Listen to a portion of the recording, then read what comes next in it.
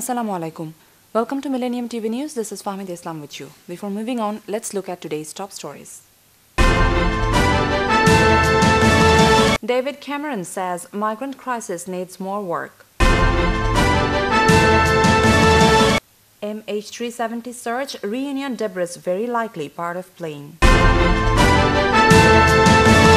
Dogs and fencing for Calais to help with migrant crisis. Saudi Arabia and Egypt sign Cairo Declaration. Several dead in Turkey in attacks blamed on PKK group. And Beijing to host 2022 Winter Olympics and Paralympics. Well, those were the headlines, now the details. Prime Minister David Cameron has admitted that more work needs to be done to tackle the migrant crisis in Calais. Speaking after chairing a meeting of the Cobra Emergency Committee, Mr. Cameron said the situation was not acceptable and he promised to take action both in France and the UK. We are keen to work hard in glove with them to reduce pressure on that side of the border, he said. Martin Dolan, who heads Australia's search efforts, also said the operation was continuing in the right place in the southern part of the ocean. The wreckage said to be a wing part is to be flown to France for analysis. The Malaysia Airlines flight, a Boeing 777 traveling from Kuala Lumpur to Beijing, vanished in March 2014. There were 239 passengers and crew on board the plane when it went missing. The debris washed up on Reunion Island on Wednesday, some 4,000 kilometers from the area where MH370 is thought to have gone down. Aviation experts who have studied photos of the debris say it resembles a flaperon, a moving part of the wing surface from a Boeing 777. The discovery of debris would not help pinpoint where the plane went down. Over the last 16 or 17 months, any floating debris would have dispersed quite markedly across the Indian Ocean. Guided by signals from the plane that were detected by satellite, authorities believe it went down in the southern Indian Ocean. However, no physical evidence of this has ever been found, and in January, Malaysian authorities declared that all on board were presumed dead. Earlier, Australian officials and Malaysian Prime Minister Najib Razak said the location of the debris was consistent with drift analysis provided to investigators. Speaking after chairing a meeting of the Cobra Emergency Committee, Mr. Cameron said the situation was not acceptable. It follows a fourth night of disruption at the Calais Eurotunnel terminal. This is going to be a difficult issue right across the summer, Mr. Cameron warned. We are absolutely on it. We know it needs more work, he said. We rule nothing out in dealing with this very serious problem. The Prime Minister spoke after migrants made fresh attempts to enter the tunnel on a fourth night of incidents in Calais. He said he would be speaking to French President François Hollande later on Friday and thanked the French for providing extra police at the Eurotunnel site, which had already had some effect. We are keen to work hand in glove with them to reduce pressure on that side of the border. He also said Ministry of Defence land would be made available to help relieve traffic problems in Kent. Plans to make land available are in very early stages, sources earlier suggested, with thousands of lorries still queuing on the M20 due to channel disruptions. UK IP leader Nigel Farage told BBC Radio Leeds freight could start moving again quickly if lorries were diverted to other ports like Ramsgate. He said there's a big harbor there which can take medium-sized vessels. We can go across to Dunkirk or even up to Ostend or Zeebrugge. We could actually start moving some lorries. I think we're getting this completely the wrong way around. Egypt and Saudi Arabia have signed a pact in Cairo aimed at boosting military and economic ties between the two Arab allies. In a statement released after a meeting between President Abdel Fattah el-Sisi and Saudi Defense Minister and Deputy Crown Prince Mohammed bin Salman on Thursday, Sisi's office said the two leaders also will work to create a joint Arab military force. Arab defense and foreign ministers are to gather in Cairo to discuss the modalities of the force on August 27. The two sides stressed the need to exert all efforts to boost security and stability in the region and to work together to protect Arab national security. Egypt's presidential office said, in what they called a Cairo Declaration, they pledged to enhance cooperation and investments in the energy and transport sectors. Relations between the two countries have warmed since the 2013 ouster of President Mohammed Morsi, with Saudi Arabia offering billions in aid to Egypt. In return, Cairo has participated in a Saudi-led bombing campaign against Houthi rebels in Yemen. Cairo had previously said it would also be prepared to commit ground troops if required. Turkish officials say Kurdish fighters have attacked a police station and fired on railway workers in two separate attacks, leaving 5 people dead. Mustafa Bayuk, the governor of Adana province, said Kurdistan Workers' Party (PKK) fighters opened fire at the police station in the town Posanti, sparking a clash that left 2 policemen and 2 attackers dead. In the eastern province of Kars, PKK fighters detonated a bomb they had placed on rail tracks and later fired on rail workers sent to repair the line. Adem Unal, the region's deputy governor, told the state-run Anadolu agency. One of the workers was killed. Violence has flared in Turkey in the past week after the PKK claimed responsibility for the deaths of 2 Turkish policemen in the Kurdish-majority city of Şanlıurfa near the Syrian border. And the government in response launched aerial strikes against PKK bases in northern Iraq. Turkish Prime Minister Ahmet Davutoglu has said Turkey's actions against the PKK will continue until its fighters lay down their arms. Turkey's main pro-Kurdish political party, the HDP, has called for the resumption of peace efforts, a plea the party's co-chairman renewed on Thursday.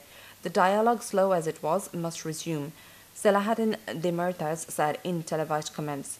Fingers must be removed from the trigger. The Kurds declared a ceasefire in 2013 as part of the peace efforts but halted a planned withdrawal of fighters from Turkish territory, accusing the government of not keeping promises. We'll take a short break to stay with us. Indian teachers kidnapped in Libya. Russia Mistral, France agrees worship compensation. Security forces guard El Salvador buses after murders. Palestinian fury as infant dies in Jewish settler arson attack. And Maradona accuses ex-wife Claudia Villafan of $9 million theft. Welcome back to Millennium TV News. The 4 were abducted at a checkpoint near the city of Sirte, where they were teaching at a university. The Islamic State group has a strong presence in Sirte, hometown of former leader Muammar Gaddafi. Libya has descended into chaos since Gaddafi's death in Sirte in October 2011, with various militias fighting for power. The teachers, who hail from the southern Indian states of Karnataka and Andhra Pradesh, were working with the University of Sirte.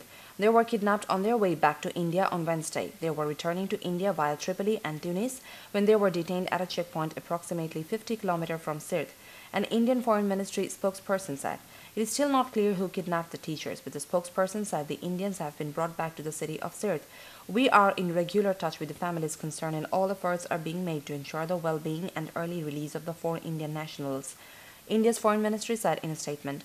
Most of Sirte, former leader Muammar Gaddafi's hometown, fell to IS in May. Last July, a group of 65 Indian nurses were trapped in fighting which engulfed parts of Libya. The nurses, who had been working in various hospitals in the country, safely returned to India in August. In June 2014, 40 Indians, all construction workers, were kidnapped in the violence-hit Iraqi city of Mosul. Their fate is still not known. France stopped the sale after the outbreak of the conflict in eastern Ukraine, where Russia is accused of backing separatist rebels.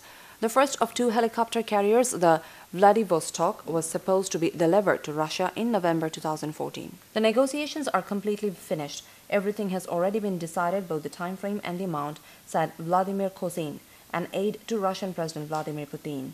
Western sanctions have been ratcheted up against Russia since March 2014, when the Ukrainian conflict erupted with Russia's annexation of Crimea. I hope that in the very near future an agreement will be signed on breaking the contract, and then the sum that France will pay us will be announced. Mr. Kozin was quoted as saying he is an advisor to President Putin for military technology cooperation. Sources close to the talks, quoted by Russia's Kommersant Daily, say France will compensate Russia to the tune of €1.16 billion. That sum includes the amount that Russia has already spent on special training for 400 sailors, on port infrastructure in Vladivostok for the 2 warships, and on developing 4 prototype K-52K helicopters. The compensation deal was clinched last week at talks between Russian Deputy Prime Minister Dmitry Rogozin and French Defense Secretary General Louis Gaucher. Kommersant reports. The Mistral contract dates back to a June 2011 agreement reached under the previous French President Nicolas Sarkozy. At least 7 drivers who defied the ban have been killed in recent days, and the capital San Salvador has been paralyzed for days with commuters forced to walk to work. Criminal gangs have been pushing for truce negotiations with the government. El Salvador has one of the highest crime rates in the Americas. The stoppage is the latest crisis between the government and the gangs, which are demanding to be included in a commission examining ways of stemming urban violence, which they are largely responsible for. President Salvador Sanchez Cerén has ruled this out. More than 100 bus routes have faced threats from gangs, local media say. Deputy Transport Minister Nelson Garcia told reporters many companies have started working and the hope is that this will be normalized gradually. Police and soldiers guarded bus stops in San Salvador and surrounding areas, while police patrols and military tanks patrolled the city.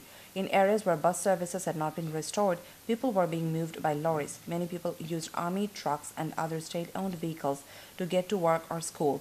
President Sanchez Cerén has blamed the latest violence on a gang called Barrio 18.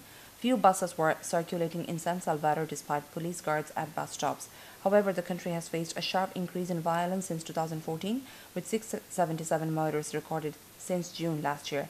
Barrio 18 and another gang, Mara Salvatrucha, are estimated to have 70,000 members. The bank, which is owned by the Swiss federal government, said the loss could affect its ability to pay a dividend this year. Those dividends are traditionally used to pay for public services. Switzerland shocked markets in January when it abandoned its 4-year currency peg to the euro. The move saw the Swiss franc skyrocket in value as investors piled into the currency over fears of a renewed eurozone debt crisis despite the imminent onset of quantitative easing by the European Central Bank. Since ending the 1.20 francs per euro cap, the Swiss National Bank (SNB) has intervened in the currency market by buying euros to weaken the franc, which currently hovers at around 1.06 francs per euro. Strong fluctuations are therefore to be expected and only provisional conclusions are possible as regards the annual result. The central bank said in a statement. The SNB said euro-denominated assets made up 42% of its investment portfolio at the end of June, unchanged from the end of March, and 32% was held in US dollars, also unchanged. Peter Hegelin, the head of Switzerland's 26 canton finance directors, said he was not going to assume that the first half loss would mean the SNB would not be paying a full-year dividend, suggesting the bank could still reverse its fortunes. The 18-month-old boy was killed in a nighttime attack on 2 homes in the village of Duma. His parents and brother suffered serious injuries. Slogans in Hebrew, including the word revenge, were found sprayed on a wall of one of the firebombed houses. Israel's Prime Minister called the attack reprehensible and horrific. This is an act of terrorism in every respect. The State of Israel takes a strong line against terrorism regardless of the perpetrators, Benjamin Netanyahu said in a tweet. However, the Palestine Liberation Organization, which dominates the Palestinian Authority in the West Bank, said it held the Israeli government fully responsible for the brutal assassination of the child, Ali Saad Dawabshah. This is a direct consequence of decades of impunity given by the Israeli government to settler terrorism, it said. The Hebrew word for revenge repeatedly set fire to the buildings with petrol. While it is unclear what the word revenge referred to, the incident resembles what have become known as price tag attacks, acts of vandalism or arson by Jewish extremists as retribution for actions taken by the Israeli government against Jewish settlements or unauthorized outposts in the West Bank. Now the sports news.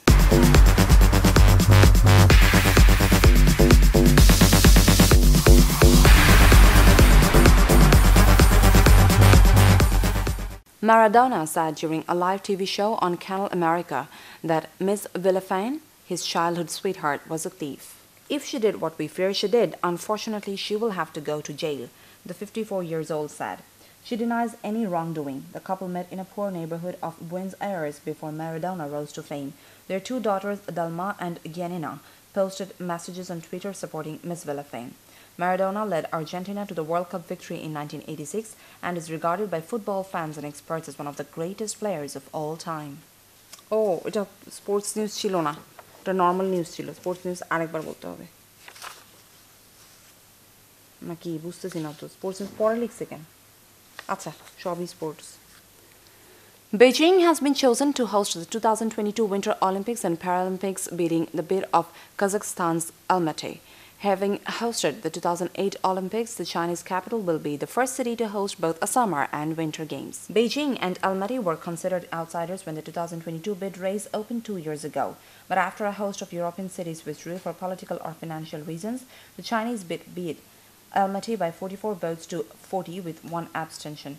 The International Olympic Committee said that Beijing was awarded the Games because it fitted its new agenda for a stronger focus on sustainability, legacy, and transparency. Despite expected costs of up to £962 million, which is $1.5 billion. The IOC said Beijing will rely heavily on existing venues, including those built for the Games in 2008, such as the iconic Bird's Nest Stadium. The statement added, thanks to an additional contribution from the IOC of approximately £564 million, which is $880 million, to support the staging of the Olympic Winter Games in 2022. Beijing is confident that it will either break even or make a profit. The 2014 Winter Olympics in Sochi, Russia, were estimated to have cost £31 billion, which is $51 billion, making it the most expensive Olympics in history. Paceman Stephen Finn's 5-wicket haul put England on the brink of a 2-1 Ashes series led over Australia on Thursday, with the tourists facing a desperate battle to avoid a humiliating third Test affair. Australia held a lead of 23 with 3 wickets remaining and 3 days to play after Finn, recalled after a 2-year absence during which his shattered confidence and bowling action were restored, ran amok. After capitulating to 136 all out on Wednesday and then facing a deficit of 145 after England made 281, Australia had no answer to Finn's pace, bounce and movements at a raucous Edgbaston. He followed up his 2 wickets in the first innings with figures of 5 in 45 from 13 excellent overs as only a defense 77 from David Warner and an unbeaten 37 from Peter Neville held up England's victory bid inside 2 days as Australia closed on 168 for 7. Australia's fragility was ruthlessly exposed by Finn after Chris Rogers was trapped LBW to Stuart Broad. Australia captain Clark's poor run continued when he edged Finn to Adam Leith at fourth slip at Edgbaston went wild against moments later when the paceman dug another short one into Adam Voges, who fended straight to Ian Bell. Mitchell Marsh saw off the hat-trick ball, allowing it to pass off by stump, but had made just 5 when his bails were sent flying by the towering Finn. A pugnacious Warner still carried the fight, equaling the fastest half-century by either side in an Ashes test, emulating the 35 balls compatriot Graham Yallop took in 1981, but the opener fell to James Anderson, who later went off with a suspected side strain. Joe Root with 63 top scored for England, who were boosted by an entertaining 8th wicket stand of 87 between Moeen Ali and Broad. Mitchell Johnson took his 300th and 301st Test wickets in a rip-snorting second over the morning, dismissing Johnny Bairstow and Ben Stokes. Let's have a look at Millennium TV News Recap. David Cameron says migrant crisis needs more work. MH370 search, reunion debris very likely part of plane. Dogs and fencing for Calais to help with migrant crisis. Saudi Arabia and Egypt sign Cairo Declaration. Several dead in Turkey in attacks blamed on PKK group. And Beijing to host 2022 Winter Olympics and Paralympics. You're up to date with our top stories so far here on Millennium TV, and don't forget to log into www.millenniumtv.net. Thank you for staying with us. Allah Hafiz.